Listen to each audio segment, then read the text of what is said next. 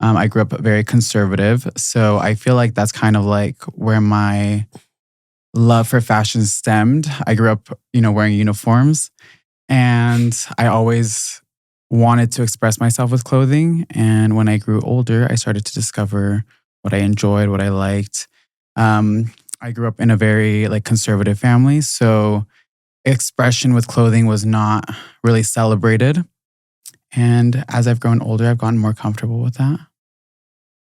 So tell us about your bag.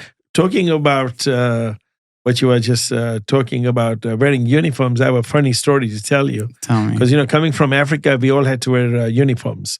And the uniforms codes were very strict. Like girls, the skirt has to be 6 inches shorter than the knee. And the boys had to wear, knee-length shorts, white socks. They make you take your shoes off to make sure your socks are all white. They were very strict.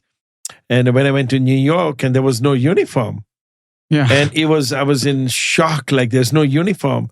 And I think every school should have uniform because it's easy. You wake up, you wear your uniform, you go to school. Yeah. When there was no uniform, every day I had to pick my clothes, what I'm going to wear, what shirt. And when you're 13, 14, 15, when you're young, it's difficult to make those decisions. Yeah. So uniform, I think, brought a lot of peace to my life in the morning. Get up and wear your uniform. That's like exactly how I felt going to college. Is this whole world opened up to me, like people with different hair colors and different styles and stuff.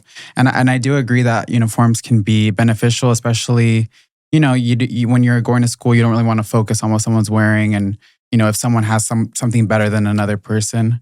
But it could also be really fun and something too. It's, an artistic outlet.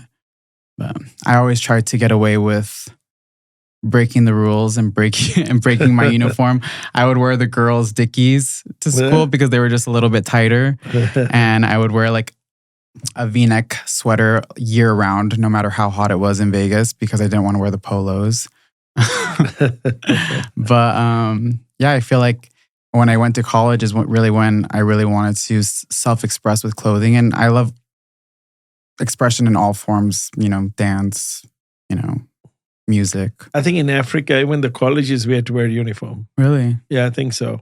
Oh. But I was very young when I left Africa, so I don't really remember. But I remember any school I passed next to had uniforms. Girls' school had uniform, boys, Catholic schools, public schools, everybody had uniforms. There was a British always had a uniform. And the requirement for uniforms were very strict. Like your sneakers has to be clean. Your shirt has to be clean. If there's one mark on your shirt or your shorts, you're sent home. You are told how to sit in a class. I remember when I went to New York, first of all, not having uniform was a very big headache for me. Then when a teacher asked a question, I raised my hands. And in Africa, we were taught like you move your chair cannot make any noise. Then you're supposed to stand up straight and look. And by the time I stood up straight and everything, the whole class would be laughing at me. I feel like I want to stand up straight. You know what I'm saying? The whole class would laugh at me. Yeah. Or they would just, if the teacher asked a question, they would just yell back and answer. We were not allowed to do that. I feel like you still kind of have a uniform, Yes. with your silk sets and stuff. So it kind of... Well, when I get ready for the evening, I'm very proper. Yeah. Everything has to match. And I know when we go on vacation, I'm always jealous because you have it so easy with packing. You just pack your silk sets. It's very easy. Yeah. But you dress amazing when you go away. You get so many compliments. It's an art. Yeah. And it's an art. And it's a evolving, you learn as you go what you like, what you don't like, and things change over time too. So how did you get into the bags? I mean, what made you go? I think I don't know, everything you do, your bag collection is like out of this world. Yeah, it's like my creme de la creme. It's what I love.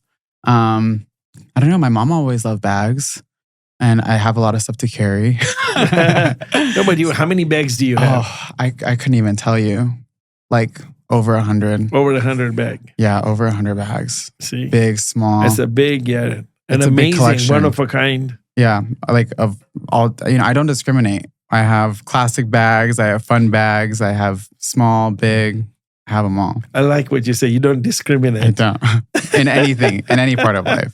No discrimination. Yeah.